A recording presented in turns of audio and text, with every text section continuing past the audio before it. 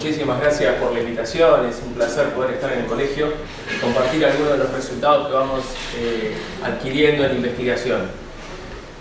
Aclaro en la presentación, hoy actualmente no estoy trabajando como docente en la universidad, en la facultad, ya hace algunos años, así que solamente soy investigador de CONICET, con lugar de trabajo sí en el Instituto de Genética Veterinaria, que tiene lugar en la Facultad de Veterinarias de La Plata. Es de doble dependencia, universidad, CONICET, pero mi cargo es de investigador puro de CONICET, no tengo actualmente cargo docente. Quisiera hacer una pequeña introducción para poder entender el trabajo que les voy a contar después a modo de ejemplo, y es presentarles la red de seguridad alimentaria para aquellos que no lo conocen. Es una red de CONICET que lo que pretende es dar alguna base científica y optimizar los recursos que Argentina tiene en ciencia y tecnología para resolver problemas del día a día en el país. Ahí está. Como se mencionó, a ver, esta es la que seguía.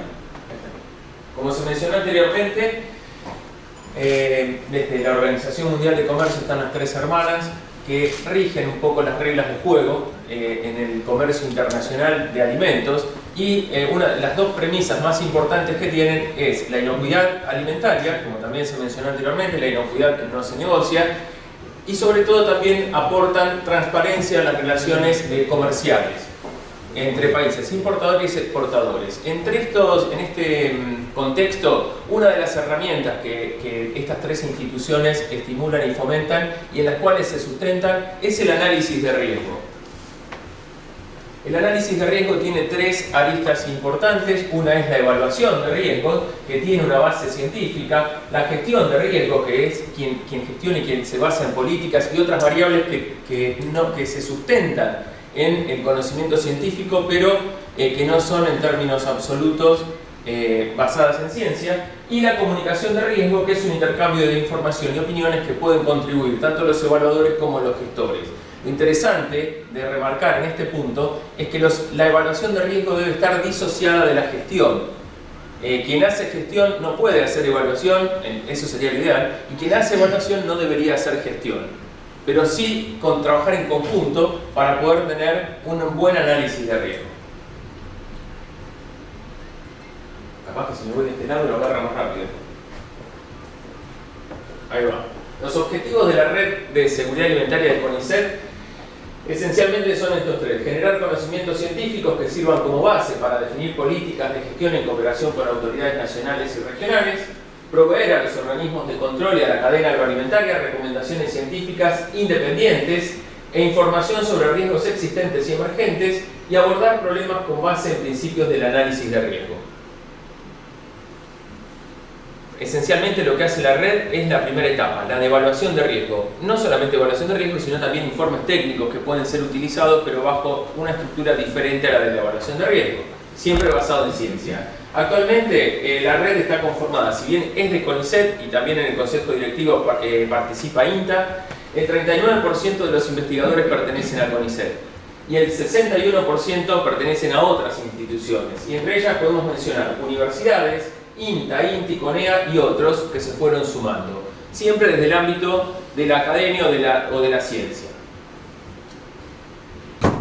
A la red hay gestores que solicitan algunos trabajos para realizar, y entre estos solicitantes tenemos acá un gran abanico, que por suerte la red se creó en el año 2015 y hasta el momento todas estas instituciones solicitaron trabajos a la red de seguridad alimentaria. Tenemos 31% que fueron solicitados desde el Estado. Cuando hablamos del Estado podemos mencionar municipios, provincias, SENASA, Ministerio de Agroindustria, la Cámara de Diputados de la Nación. La CONAN solicitó el 24% de los trabajos y empresas privadas el 31%. En este marco también cabe aclarar, desde hace algunos meses, por una asesoría técnica y un convenio entre CONICET y el Consorcio de Frigoríficos Exportadores, estoy brindando una asesoría técnica, también en el marco de actividades de la red. Algunos números de la red. Actualmente hay más de 600 investigadores que están a disposición de la red y que una vez que surge una solicitud se envía una notificación a nivel federal y que aquel que tiene experiencia en el tema del cual se está solicitando una intervención o un estudio se postula para poder integrar ese grupo de trabajo. Más de 237 investigadores forman parte de los grupos ya conformados y que ya presentaron un informe final. Hay 13 grupos ad hoc que están trabajando actualmente y se finalizaron 24 informes técnicos científicos. Esto en el transcurso de 4 años. Y 6 informes técnicos científicos que están actualmente en desarrollo. La red participa de la CONAL con voz pero sin voto, como una pata científica, a la cual por eso hay tantas solicitudes de la CONAL, y muchas de las provincias también provienen de este ámbito de interacción que es la CONAL, Comisión Nacional de Alimentos. Participa además de este consorcio para el análisis de riesgo para Latinoamérica y el Caribe, siendo punto focal particularmente para la evaluación de riesgos. Y en este contexto lo que se pretende desde la red es que desde CONICET se puedan vincular con quien gestiona riesgos y que sea un canal no endógeno. Generalmente las redes de CONICET tienden a ser para adentro, para poder interactuar entre el mismo CONICET o investigadores del mismo CONICET. La idea de esta red es poder interactuar entre nosotros, pero también con el exterior, extramuros de la institución. Ese es un poco el espíritu. Hablamos de evaluación de riesgo. Para hacer una breve introducción. Para hacer una buena evaluación de riesgo, primero hay que identificar un peligro y poder reconocer si realmente existe un problema asociado con ese peligro. ¿Cuál es la evidencia que existe? Y acá es muy importante la información preexistente. Descripción de ese peligro. Pasamos entonces a la etapa de evaluación del peligro y saber cuál es la dosis infectiva.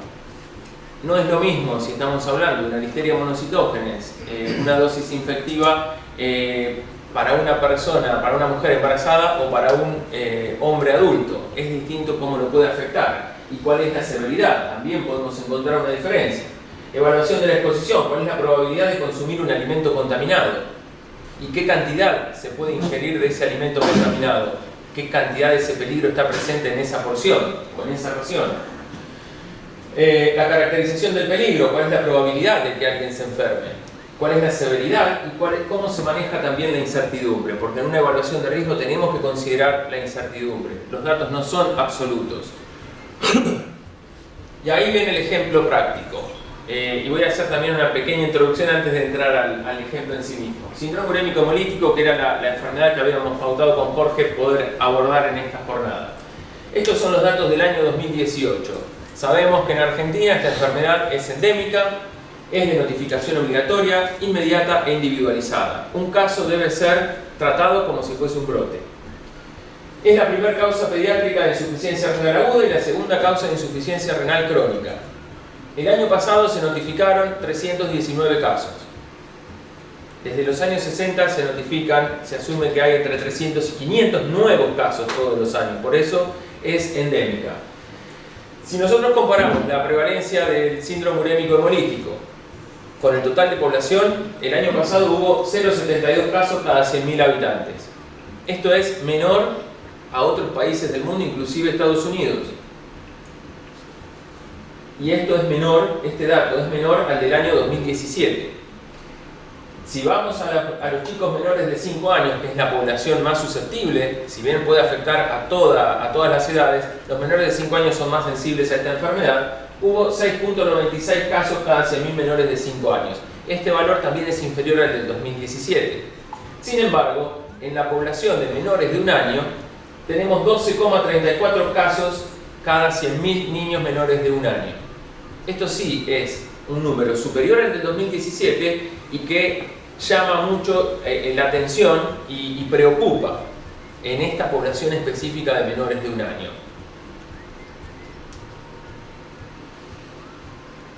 Si yo les muestro esta foto, ¿ustedes qué me dicen? Les voy a hacer un ejercicio de percepción de riesgo. ¿Qué se les viene? Que esté bien cocinada, pero ¿qué pensás si te muestro una hamburguesa y un chico que probablemente tenga menos de 5 años? En peligro. El factor de riesgo. factor de riesgo, peligro. Una hamburguesa automáticamente nos lleva a pensar síndrome urémico hemolítico, ¿no? Entonces se la menciona, inclusive los otros días veía en los medios, se estaba promocionando un tratamiento para el síndrome urémico hemolítico, decía la cura para la enfermedad de las hamburguesas. ¿Sí? Estamos hablando de que esto ya está asumido por la comunidad. Asumimos que si un chico come hamburguesa y si esa hamburguesa, ¿no? Todos los casos de SUB son por el consumo de hamburguesa, una gran parte por lo menos. Es lo que la población en general asume. Entonces, pensamos en síndrome urémico hemolítico. ¿Cómo se resuelve esto? Cocinando bien la carne. Cocinando bien la carne, por un lado, y por otro, carne estamos hablando de hamburguesa. Tenés la higiene de la verdura, de todo lo verde. Lo verde también puede ser, pero el alimento que generalmente se identifica es la hamburguesa. Entonces, lo que generalmente reacciona un padre es no llevar a los chicos, yo a la cadena de comida rápida hasta que no tenga 10 años no lo mando. ¿Está bien? Es una reacción natural, porque ya asumimos que ahí hay un problema y que Argentina es endémico el síndrome urémico hemolítico. Entonces, los chicos no deben ir a las casas de comidas rápidas. Ahí tenemos percepción de riesgo. ¿Está bien? Un extremo. Veamos cuál es la realidad en la Argentina con datos crudos, datos del Ministerio de Salud de la Nación. Si asumimos que en el periodo 2002 a 2015, estos son datos oficiales, no tengo datos más actuales, no hay un informe que abarque tantos años, este fue el último que se publicó. Hay entre 300 y 500 nuevos casos, tenemos entre 3.900 y 6.500 nuevos casos, o en ese periodo hubo esa cantidad de casos. ¿Cuántos estuvieron asociados al consumo de carne? 4. Uno en el 2002, 2008, 2014, 2015. Y acá tenemos esencialmente carne picada. O sea, 4 casos sobre, supongan, 5.000. 0,01, 0,06. Esto es el dato crudo. Lo anterior, que estaba basado en percepción de riesgo, no es real. Está sobredimensionado. Y esto está subestimado. No es ni muy ni tan. Hay algo en el medio. ¿Y cómo llevar luz a esta situación? A ver si pasa. ¿Cómo llevar luz? Acá está la Red de Seguridad Alimentaria, que ante una solicitud del Instituto de Promoción de la Carne Vacuna Argentina, que quería saber realmente cuál era el riesgo de que alguien se enferme por el consumo de carne, le pide hacer esta evaluación cuantitativa de riesgos. Del IPCBA a la Red de Seguridad Alimentaria. Ahí se conformó un grupo de trabajo, un grupo ad hoc que está coordinado por Marcelo Signorini y por mí, y como participantes hay representantes del IGB, hay representantes de la Universidad Nacional del Centro de la Provincia de Buenos Aires, de Tandil, de INTA Castelar y de INTA Central. Lo que cuando empezamos a trabajar con esto, hicimos fue establecer categorías de las bacterias que vamos a estudiar o vamos a buscar información. Y ahí pusimos las 3 grandes categorías. La número 1, como se dijo en una charla anterior, es Escherichia coli 257H7, es la peor de todas. ¿Sí? A esa la tratamos individualmente. Después se buscó información de todos los serotipos que estaban asociados con síndrome urémico hemolítico en la Argentina. Acá no hablamos ni de los Big Six, no, estos son los que alguna vez causaron síndrome urémico hemolítico en la Argentina. ¿Y qué información teníamos? Y después un tercer grupo, que acá entran todas las STEC. Y el título dice categoría de patógeno, acá está en discusión, no son todos patógenos, o al menos no hay información que avale que sean todos patógenos, pero nosotros asumimos el peor escenario y consideramos todas las STEC. ¿Está bien? ¿Y qué alimentos analizar? ¿Con qué alimentos trabajar en esta evaluación cuantitativa de riesgo? Corte cárnico entero, hamburguesas comerciales, industriales, hamburguesas super congeladas, que son las que llegan también a las casas de comidas rápidas, y carne molida. Para eso lo que hicimos fue buscar información y considerar, a ver si pasa, ahí está, los grupos etarios, porque como dije anteriormente, en la evaluación de riesgo tenemos que saber quién es el consumidor y qué chances tiene de enfermarse, y eso también depende de cuánto consume del alimento en estudio.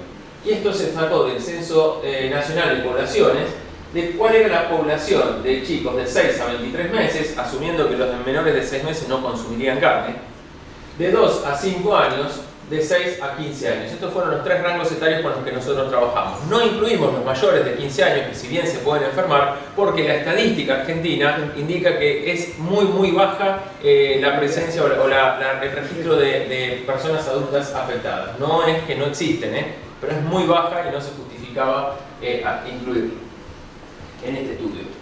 Después tomamos datos de la Encuesta Nacional de Nutrición del año 2012. Esto lo tenemos que actualizar porque hace un par de semanas salió la encuesta del año 2019. Estos datos pueden llegar a variar un poco. Y voy a poner como ejemplo la primera población de 6 a 23 meses, chiquitos. Y esto es lo que dice la Encuesta Nacional de Nutrición. Que esta población consume 0,52 porciones de corte cárnico de 65,9 gramos. Y que de hamburguesas consume 0,01 porción de 58,4 gramos. Y de carne molida, 0,11 porciones de 43,8 gramos cada una. Y así ese dato lo fuimos sacando de la Encuesta Nacional de Nutrición para alimentar el modelo probabilístico. Y finalmente, también de la misma encuesta, ¿cuánto consume la población bajo estudio? En el caso de los chiquitos de 6 a 23 meses, de cortes cárnicos, y acá no estamos hablando de que se come un corte entero, ¿no? Sino que el alimento se hace con base en el corte, 383 y pico de millones de porciones en el año. De hamburguesas comen 11 millones, de carne molida 81 millones de porciones. Esa población. Y así lo mismo con la población de 2 a 5 y de 6 a 15. ¿Está bien? ¿Se entiende? El dato no lo generamos nosotros, sino que lo sacamos de la Encuesta Nacional de Nutrición. Para elaborar el modelo, lo que hicimos fue dividirlo el trabajo en 7 secciones. Producción primaria, y esto es bajo el concepto holístico de cadena, y también pensando en una sola salud, que fue lo que también se habló en presentaciones anteriores. El transporte del ganado, ¿cuánto impacta? El proceso de producción y almacenamiento del frigorífico, el transporte del frigorífico a boca de expendio minorista, las carnicerías y la venta al público, el almacenamiento y procesamiento en el hogar y el consumo final. Vamos a ver de dónde sacamos esta información. Producción primaria, los datos de faena los sacamos del IPCBA. Ahí consideramos la faena total y la faena que viene de feedlot, de cría intensiva. ¿Por qué? Porque hay estudios que indican que el animal de feedlot tiene mayor portación de steak que los animales a pastura. Entonces discriminamos las dos y se consideraron los datos de la faena del año 2018 discriminados. De producción primaria lo que hicimos también es recopilar, esto es pensado en la Argentina, o sea que recopilamos toda la bibliografía generada en la Argentina donde se describe la búsqueda de steak en ganado. Y ahí lo discriminamos en la época del año, si es primavera o verano, porque hay diferencias. Y lo discriminamos en animales jóvenes y animales adultos, si proviene de feedlot o si es de un sistema semi-intensivo. No pusimos extensivo porque asumimos que mucho de lo que se produce en la Argentina termina engordado a corral y alimentado a grano. Entonces pusimos semi-intensivo. Siempre tratando de llevar a un escenario bastante extremo y representar lo que sucede. Y acá, como verán, no voy a ir uno por uno, pero discriminamos en si eran O157H7, si se encontraban serotipos asociados a SU, o si era solamente STEC. Y con esa información alimentamos el modelo. Transporte de ganado. Acá también hay una diversidad de autores que bregan por una cosa o la otra, o sea, si el transporte impacta en la aportación de STEC o no. Para esto no se generaron datos en Argentina, no hay datos publicados en Argentina y nosotros no íbamos a ir a tomar muestra para demostrarlo. Lo que se hizo fue un meta-análisis con información internacional, con publicaciones internacionales, y esa fue la información que se cargó al modelo. Pasamos al tercer punto, producción y almacenamiento en frigorífico. También los 3 mismos grupos de bacterias. Y acá consideramos toda la información generada en Argentina. Y ahí tenemos información de frigoríficos de tránsito federal, frigoríficos exportadores y frigoríficos de tránsito provincial. Y acá, así a grandes rasgos, los podemos dividir en aquellos que tienen un sistema de gestión de la calidad, un sistema CASA, y aquellos que no lo tienen. Y teníamos datos, no de todo el país, pero sí teníamos datos de estudios científicos que se habían hecho, que nosotros mismos habíamos hecho en los últimos años. Con esa información se evaluó el efecto que tiene la faena y la maduración en la carga de steak en el proceso de faena y después en la maduración en cámara. Y qué efecto tiene el frío en la propagación o no, en la multiplicación de estas bacterias. Debe ser el tamaño de la foto, que esto está bárbaro, ¿no? Ahí está. Después se evaluó la tasa de transferencia y la contaminación cruzada desde las medias reses a los distintos productos que van surgiendo y mediante el proceso, durante el proceso, y que lleguen a las matrices que nosotros estábamos evaluando en este estudio. De la media res al corte, del corte al recorte, del recorte a la picada y después a la hamburguesa. Y ahí se fue evaluando cuál era la probabilidad de transferencia en cada una de estos eslabones. Transporte del frigorífico a la boca de expendio minorista. Acá sí había datos que había generado la Facultad de Veterinaria de Tandil, datos que eran del año 2010, y había datos más actuales. Inclusive ahora están haciendo un trabajo de estas características. Y sí se demostró qué impacto tenía el transporte, y esto ya es un modelo y un dato generado en la Argentina. Y se incluyó en el modelo de trabajo de esta evaluación cuantitativa de riesgo. Carnicerías y venta al público, acá nos encontramos con una gran cantidad de publicaciones, había más de 50 trabajos publicados en la Argentina, también muchos de ellos los habíamos generado nosotros, y acá se consideró no solamente la carne molida, sino también los resultados que se encontraron en el medio ambiente, tabla, picadora, cuchillo, manos, que mucho de esto se generó a través del programa Carnicerías Saludables. Y a esto le sumamos información que surge de distintos trabajos científicos pero que no se hicieron en la Argentina, aunque implicaron datos de Argentina o producto de Argentina. Ahí hay un producto de Chile que analizaron carne argentina cuando llega a la góndola en Chile y buscaron steak. Lo mismo hay otro trabajo de Brasil. Consideramos los datos de la Dirección General de Higiene y Seguridad Alimentaria, que es el distrito que hace un monitoreo continuo desde hace muchos años y nos dio esa información. Consideramos datos del sistema de alerta de la Unión Europea y la cantidad de contenedores que hubo rechazados en los últimos años por este tema. Y después se solicitó información a empresas que elaboran hamburguesas. Porque si bien teníamos el dato de la Ciudad de Buenos Aires y ellos analizaron hamburguesas o analizan hamburguesas en forma de monitoreo, no sabíamos qué pasaba en el eslabón previo a la boca de expendio. Y ahí incluimos una gran cantidad de información que fue provista por el sector privado. Con toda esta información se evaluó la probabilidad de transferencia durante el proceso en la carnicería. Dejamos de lado las hamburguesas y apuntamos a la carne picada. ¿Cuál era la tasa de transferencia? Del corte a la tabla, de la tabla al recorte, al cuchillo, a la picadora. ¿Qué impacto tiene la temperatura y qué impacto tiene las buenas prácticas de higiene del carnicero? Que esto lo teníamos cuantificado. Finalmente llegamos a almacenamiento y procesamiento en el hogar. Había trabajos realizados en la Argentina. Estos trabajos, si bien los consideramos, no nos daban toda la información que nosotros estábamos necesitando, y lo que hicimos fue una encuesta sobre hábitos en el consumo de carne bovina en la Argentina. Una encuesta que se hizo en todo el país, tuvimos respuesta de todas las provincias y tuvimos 5.658 respuestas. ¿Qué preguntábamos? Quizás alguien de acá la contestó.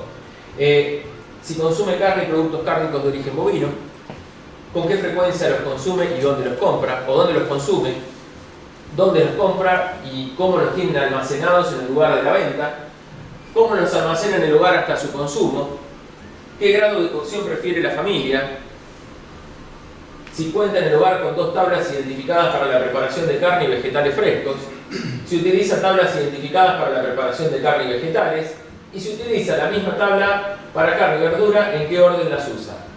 Entonces, con esto también pudimos evaluar cuáles eran los hábitos de manipulación y hábitos de higiene en el hogar respecto del consumo de carne.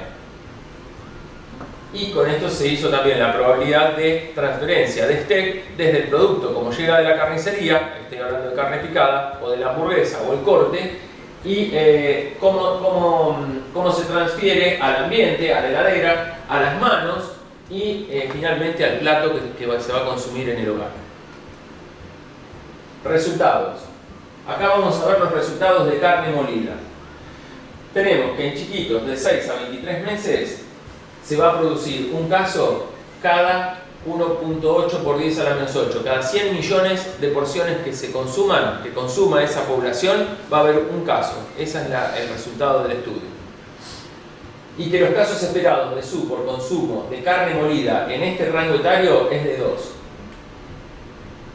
Los casos esperados para chiquitos de 2 a 5 años son 3. Y entre 6 y 15 años se esperarían 19 casos. Estoy hablando del peor escenario, estoy hablando de todas las ISTEC que se incluyeron acá y los datos que se generaron de todas las categorías de frigoríficos y carnicerías en la Argentina. Total, 24 casos asociados al consumo de carne molida en un año, que se esperarían, casos que se esperarían de síndrome urémico hemolítico asociado al consumo de carne molida. Después de esto hicimos un análisis de sensibilidad. ¿Cuáles son las variables que impactan en la presentación de estos casos? Como factor de protección surge la preferencia en el consumo, en la cocción, en el punto de cocción de la carne molida. El argentino, a través de esta encuesta, lo que queda claro es que cocina bien la carne molida y eso es un factor de protección. Y después tenemos, con correlaciones positivas, la prevalencia de STEC en medias reses en la carnicería, y esto tiene que ver desde la cadena de frío, de cómo llega la media res y las buenas prácticas de higiene y manipulación en la carnicería, la temperatura de almacenamiento en el hogar, la forma de almacenamiento en el hogar, la concentración de STEC en frigoríficos que no tienen un sistema HACCP, la tasa de transferencia de la picadora a la carne en la carnicería y el consumo por parte del consumidor, el consumo de carne molida junto con ensaladas. Esas son variables que dieron una correlación positiva de toda la caterva de variables que se analizaron. Pasamos a las hamburguesas y acá recordamos cómo empezó la charla. ¿Cuál es la percepción del consumidor? Por hamburguesas, en total, se esperarían hamburguesas no caseras, hamburguesas comerciales, hamburguesas super congeladas, hamburguesas de la casa de comida rápida, 4 se esperarían casos por año. Y la población de mayor susceptibilidad, chicos de 6 a 15 años, por la cantidad de hamburguesas que consumen y por la cantidad de población que existe, más la ración, la porción que comen en promedio por día. En el análisis de sensibilidad con las hamburguesas, aparece como factor de protección la forma de almacenamiento, tanto en la boca de expendio, como en los supermercados, como en los almacenes, como en la casa de los consumidores. ¿Por qué? Porque este es un producto que se conserva congelado. Ahí las chances de multiplicación de la bacteria son nulas.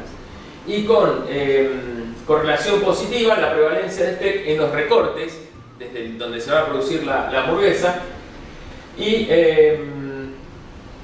la concentración de STEC en frigoríficos que tienen un sistema HACCP, que también pueden tener, y así está, al menos está publicado, estos recortes de los sistemas que tienen un sistema de aseguramiento de la calidad podrían llegar a tener STEC. No estoy hablando de las peores, pero sí hay STEC. Vayamos al corte cárnico. ¿Cuáles fueron los resultados en las 3 poblaciones? 0. Corte cárnico, 0.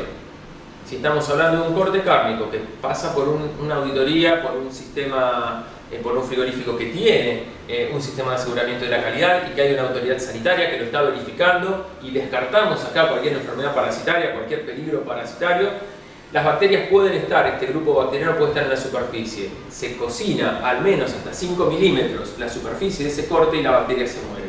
Entonces se puede consumir jugoso y sin riesgo para el consumidor, siempre y cuando no sea alterado mecánicamente. Hay que hacer esta salvedad. A veces me da miedo decir esto, pero acá estamos entre colegas y entendemos de lo que estamos hablando. ¿Cuál es el análisis de sensibilidad? Como factor de protección, consumir cortes cárnicos que provienen de un sistema de un frigorífico que tiene un sistema HACCP. Un frigorífico que tiene un sistema de auditoría y de verificación de la calidad y que hay una autoridad sanitaria. Lavarse las manos luego de manipular carne cruda en el hogar. Eso también es un factor de protección. Y después, como variable con correlación positiva, tenemos la concentración de STEC en los frigoríficos que no tienen un sistema de aseguramiento de la calidad, la transferencia de las bacterias del corte a las manos, la temperatura de refrigeración en el hogar, hay chance de que la bacteria se multiplique, la transferencia de bacterias de las manos a la ensalada, el consumo de corte con ensaladas, sobre todo no en el plato, sino en la preparación, y el mal uso de la tabla y la contaminación cruzada con la tabla y el cuchillo, la temperatura de almacenamiento en frigoríficos o carnicerías, y la prevalencia de steak en las medias reses en la carnicería, tal cual sucedió con carne molida. Con toda esta información, además hicimos una evaluación de escenarios. ¿Cuál sería el impacto si en el caso de la carne molida se aplican mejoras en las carnicerías? Este es el modelo basal, y tenemos que de los 24 casos que se esperarían en un año de síndrome urémico hemolítico, si se aplican buenas prácticas en las carnicerías se reduciría a 16. Y si además se aplica un sistema de aseguramiento de la calidad en aquellos frigoríficos que no lo tienen, los casos por consumo de carne se reducirían a 5. O sea, qué interesante que es este dato y esta información que se genera para no seguir trabajando o pensando bajo la percepción del riesgo. Por supuesto que estos datos son probabilísticos y puede haber no son términos absolutos, los números no son en términos absolutos. Y si lo comparamos con trabajos de otros lugares del mundo, y inclusive de la Argentina en otras épocas, vemos que en este trabajo la hamburguesa no difiere demasiado con el trabajo que hizo Signorini Tarabra en el año 2019. Y la carne molida, la probabilidad es inferior en algunos países donde la casuística no es tan alta como en la Argentina, y en otros casos es superior, como sucede con Estados Unidos.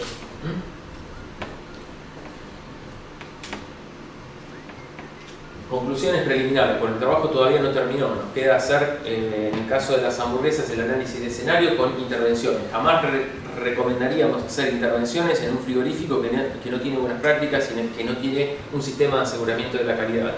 Pero como las hamburguesas, el dato está basado en frigoríficos que sí lo tienen, lo que estamos haciendo en este momento es un análisis de escenario aplicando intervenciones: irradiación, ácidos orgánicos y agua caliente. Pero eso no lo recomendamos bajo ningún punto de vista a aquellos que no tienen HACCP.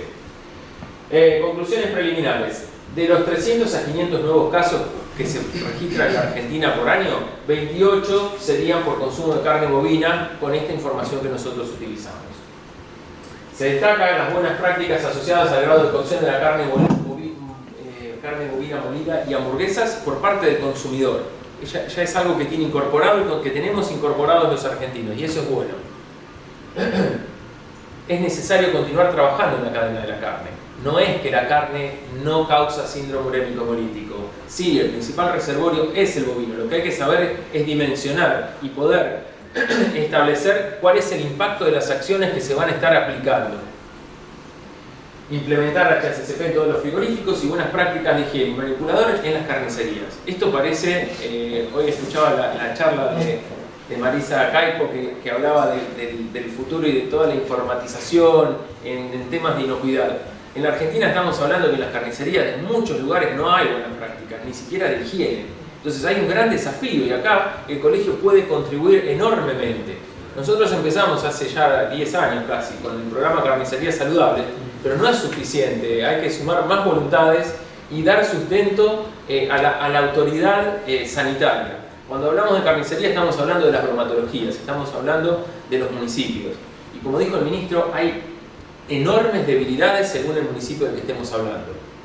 Y en esto quiero recalcarlo una vez más: la inocuidad no se negocia. La inocuidad no se negocia. Y hay que poner muchas fichas en esos eslabones.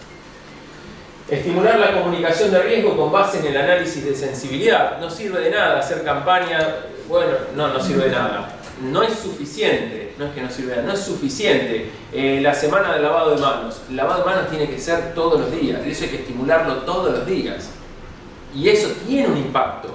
Los hábitos de cocción de carne, eso tiene un impacto y el consumidor debe saberlo para que los mantenga, para que no los pierda. Y en Argentina, por supuesto que para prevenir el SUB es necesario realizar evaluaciones de riesgo con otras fuentes de infección además de la carne. En la carne sabemos muchísimo. Ahora con este estudio podemos dimensionar cuál es el impacto de la carne. Ahora nos falta un montón todavía para que el síndrome urémico hemolítico deje de ser endémico. Acá, y en esto paso la propaganda, estamos en este momento por lanzar una encuesta para evaluar las buenas prácticas de higiene en instituciones educativas, desde el prematernal hasta la universidad. Porque salta con este estudio que ese podía llegar a ser un punto sensible para trabajar en el futuro. Y en esto hago un pequeñísimo ejercicio más, disculpen que me tomo unos minutos. Imagínense un chiquito con norovirus, como sucedió hace un par de semanas en la ciudad de Buenos Aires. Enfermedad diarreica, el chico tiene diarrea, va al baño, llega al baño de la escuela y no tiene papel higiénico. ¿Cómo se lava? ¿Cómo se limpia? Y después se va a lavar las manos. Tiene agua, pero no tiene jabón y no tiene con qué secarse. Y el chiquito sale haciendo así. La dosis infectiva del norovirus es extremadamente alta. Digo, baja. Es extremadamente baja. Y si eso se desparrama, y ahí empiezan a aparecer los brotes. ¿Cuáles son las buenas prácticas de higiene que tenemos en nuestro colegio? Con esto yo no estoy queriendo quitar la responsabilidad ni la implicancia que tiene la carne bovina. Digo, hay muchas cosas que se tienen que seguir evaluando y el hecho de focalizar en la hamburguesa nos hizo perder la visión amplia que debemos tener en una enfermedad como esta que es multifactorial. Hay que seguir trabajando con la carne, ojo, no estoy diciendo que no. Muchas gracias.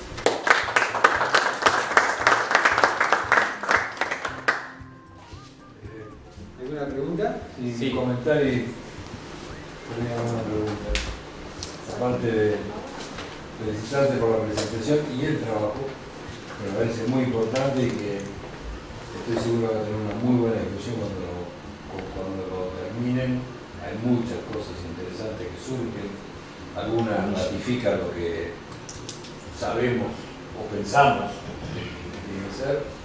Creo que podemos aportar muchísimo desde todo punto de vista, porque no digo desmitificar, porque el problema existe en carnes. Hay que conocer, hay que dimensionarlo. ¿Cuál es realmente el problema? ¿Y cuál es el otro que hace, los otros mercancías que hacen que aparezca el sur, que no es la carne, porque en definitiva todo el mundo lo primero que asocia es la hamburguesa, la carne molida.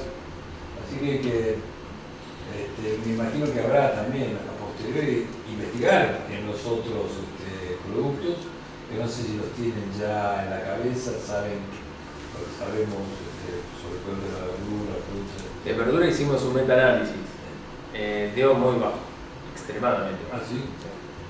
¿Y qué otras cosas piensan?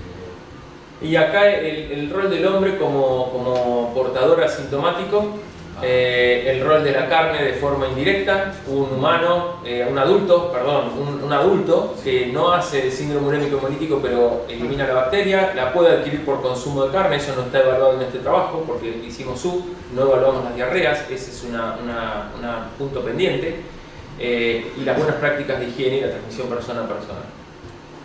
Bueno, Pensamos un poco por ahí. Hay mucho para sacarle jugo a este trabajo, mucho para comunicar y mucho donde la profesión tiene que tomarlo fuerte porque nuestra injerencia es importantísima. Me preocupa fundamentalmente los mataderos fuera de los niveles adecuados de buenas prácticas, casas y todo lo que lo hacemos.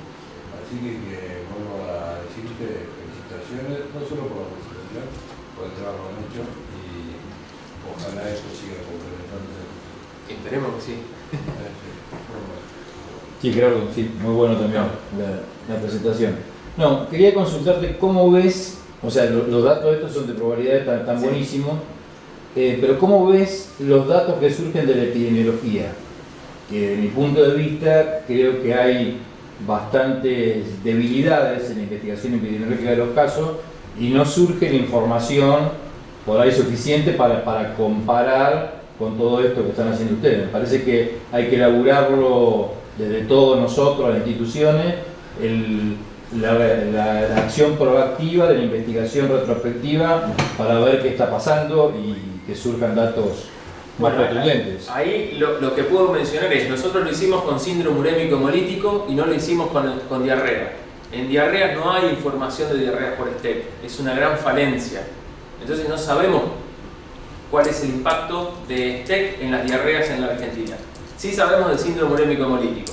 ¿Por qué lo sabemos? Porque es de notificación obligatoria, inmediata e individualizada, porque hay un sistema de vigilancia muy sólido basado en unidades centinela que pueden tener debilidades. La unidad centinela, ¿saben lo que es? Son hospitales, creo que hay alrededor de 30, un poco más de 30 hospitales de todo el país, que cada caso que entra, ya sea por clínica, por nefrología, por laboratorio, se dispara una alerta y epidemiología del hospital lo deriva a epidemiología de la provincia de provincia a epidemiología de nación, y ahí se deriva también al área bromatológica. En el área bromatológica hay demasiados problemas. En el área clínica te puedo decir que es muy sólido. Los médicos de Argentina están bien concientizados del tema, sobre todo los pediatras saben cómo diagnosticar un síndrome urémico hemolítico. Ahora, las diarreas sanguinolentas no se hacen. Sí, pero yo iba más a la investigación, a partir del caso epidemiológica con respecto al producto, a la hipótesis de producto. Los resultados que tomamos salta a la vista. Del año 2002 al 2015, 4 casos asociados a carne molida.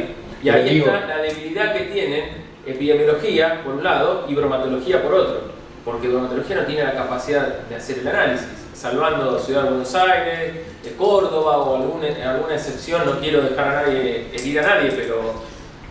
Y después lo que he visto también del Estado, que ahora ha mejorado, es la poca reacción, o sea, cómo reaccionan las distintas instituciones para hacer la trazabilidad. O sea, un municipio detecta un caso, pasó en Esteban Echeverría, sí, soy testigo, lo has visto, y cómo costaba ir enganchando eslabón por eslabón para atrás para que intervenga provincia, para que intervenga Senasa, para que... Y ahí intervino, sí.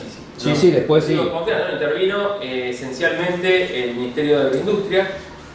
Yo colaboré con el Ministerio de Agroindustria de la provincia, fuimos a Esteban Echeverría y no había ningún tipo de encuesta, no hubo ningún tipo de seguimiento. El área de bromatología de Esteban Echeverría tiene 600.000 habitantes. El área de bromatología hay un solo inspector, uno solo, que no da abasto con lo que hace, pobre. Y la información que tenían de ese chiquito afectado es que había consumido carne y había tomado agua de una botellita comercial. O sea, no quedaba otra cosa que la carne. Y la carne la había comprado en una carnicería.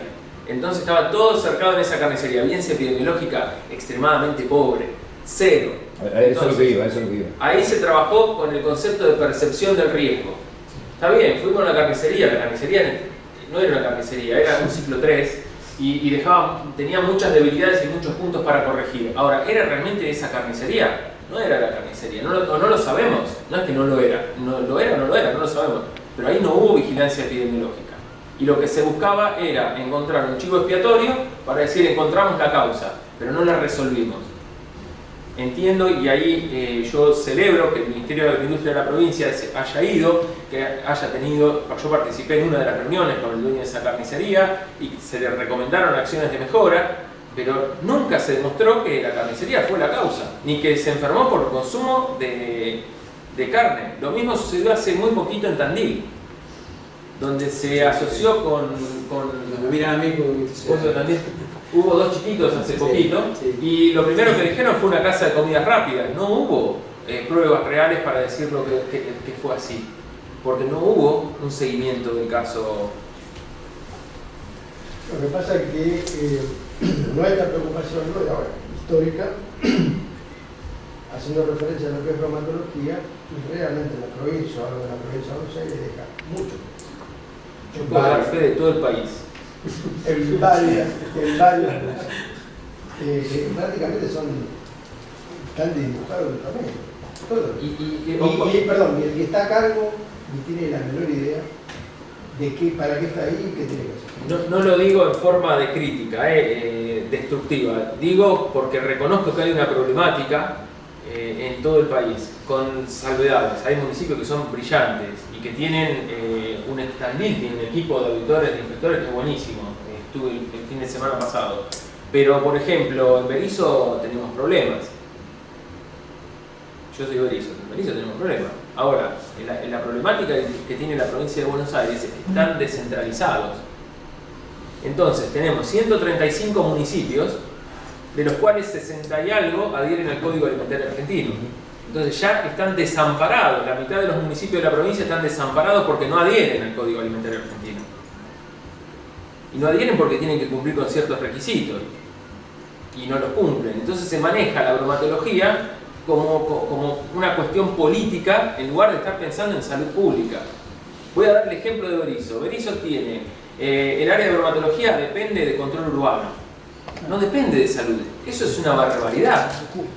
Y Berisso no adhiere al Código Alimentario Argentino. Y pongo Berisso porque lo conozco, ¿no? Porque yo soy de Berisso y trabajo por Berisso. Pero eso es un problemón. Y así como Berisso hay varios. Comprar carne en La Plata, ¿verdad? 25 de No marzo. quiero pasar chivo, pero en el frigorífico la compro. Una consulta. No, hay carnicerías muy buenas. Sí. ¿Qué tal, José Lucero? Una consulta, se hizo una comparación con Estados Unidos, Sí. es un consumidor de carne importante, Sí. con hábitos de consumo distintos, con procesos distintos. ¿A qué se debe que tenga mayor incidencia por el consumo de hamburguesa? No lo sé. En Estados Unidos, creo que la prevalencia en Estados Unidos era, o sea, la probabilidad era inferior que la de Argentina, era ¿Inferior? de 10 a menos 9. Ah, perdón.